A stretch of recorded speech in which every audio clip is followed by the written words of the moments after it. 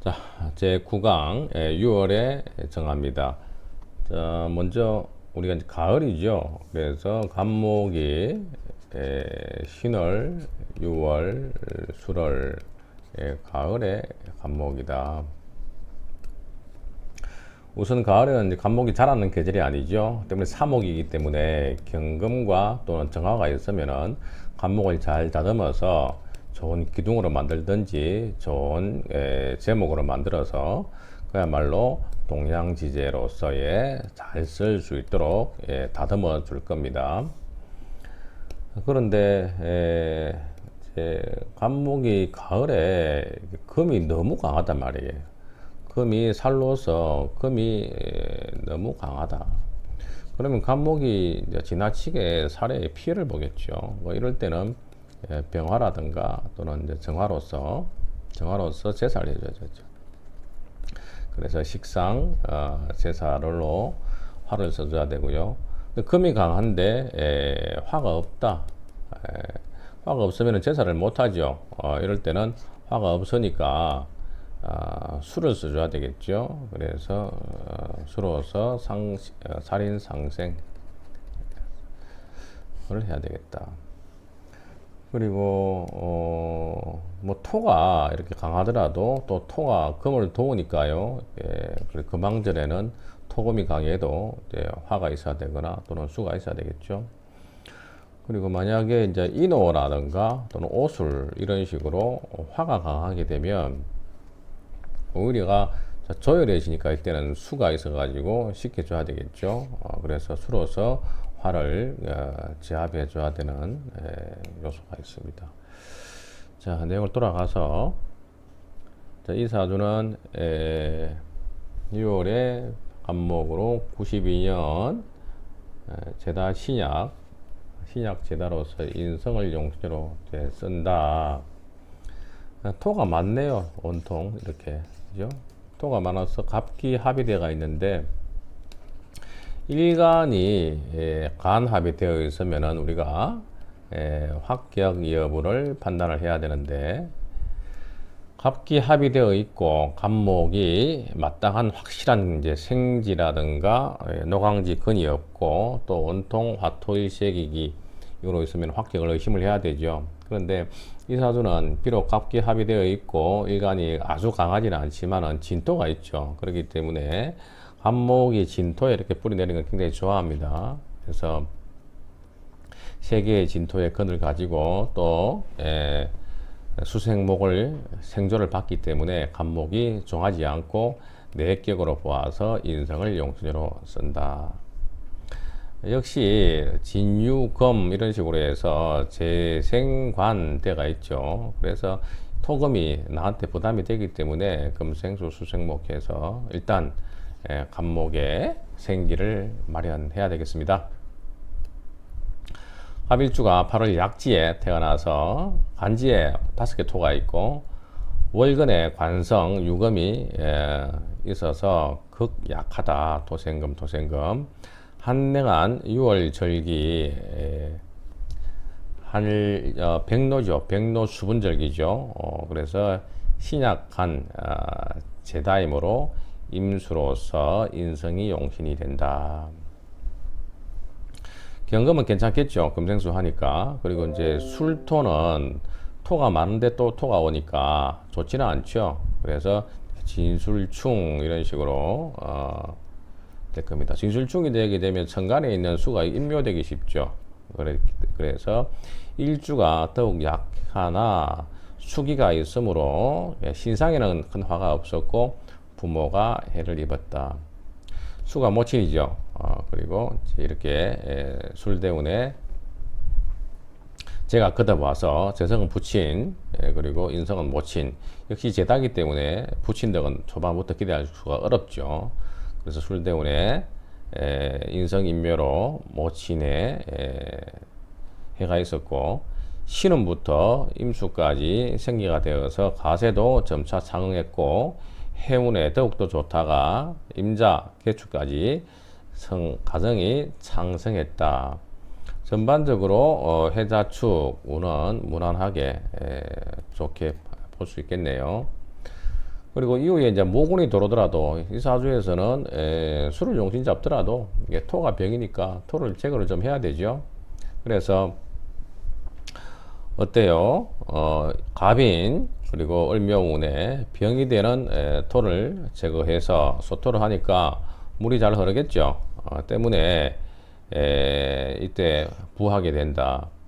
대개 이제 우리가 용신운이 오게 되면 이렇게 병을 제거해 주죠. 이럴 때는 뭐 때문에 잘 된다? 병으로 인해서 잘 됩니다. 이 사람은 이 토, 재성으로 또 잘 될 것이고, 뭐 처덕이 있다든가, 또는 이제 어떤 부친의 유산이 있다든가, 그런 식으로 용신운에는 내 사주의 병이 개선됨으로 인해서 이 재성으로 인한 덕이 있다. 그래서 돈이 된다. 원국에 일점 화가 없고 그래서 귀는 떨어지며 귀는 못하고 심성은 인후하고 그리고 진운에는 것이 할 것이다. 이 귀운에 돌아가셨다고 하는데 글쎄요. 일단 용신묘지죠. 일단은 지는 그래서 우리가 도계실관에서는 용신묘지운을 대용하게 봅니다. 그래서 병임충에 또 용신묘지로 거시하지 않았나. 그리고 나이도 이제 이때도 이제 80 가까이 됐으니까요. 뭐 수명은 어느 정도 누리셨다고 봐야 되죠. 1800년대니까 그죠? 자, 다음 사주 1918년생 여명이네요. 간만에. 자, 월근에 관성이 정기로 있다. 월근 정기 관성격이다. 그러고 보니까 정관격이 튼튼하게 자리 잡고 있네요. 여명에 신앙하고 관성이 왕하면은 남편 덕이 있죠. 그래서 남편이 유력하다. 간목 입장에서는 첩신을목이 있고요. 지지에 해자를 두어서 강한 사주죠. 그래서 관인상생 이렇게 되니까 남편 사랑받을 수 있는 여자로 볼 수 있고 또 역시 소우를 또 담당하는 이런 오화 상관도 이렇게 가지고 있죠. 그리고 화생토, 토생금, 금생수, 수생목 이런 식으로 오행이 순환상생이 잘 되는 사주죠. 그래서 관성을 용신으로 취한다는 것도 틀린 이야기는 아니겠지만 역시 6월 달에는 한기가 이제 밤이 길어지는 추분점으로 가고 있기 때문에 역시 가을 간목은 금수가 많아서 좀 습한 사주기도 하죠. 그래서 한습한 기운이 강하다 보니까 오화로서 조우를 하는 것이 더 좋겠다. 6월에 이 금은 가을의 중추절의 열매로 볼 수 있죠. 그래서 이 나무에 신유 좋은 열매가 잘 익었다는 이야기예요.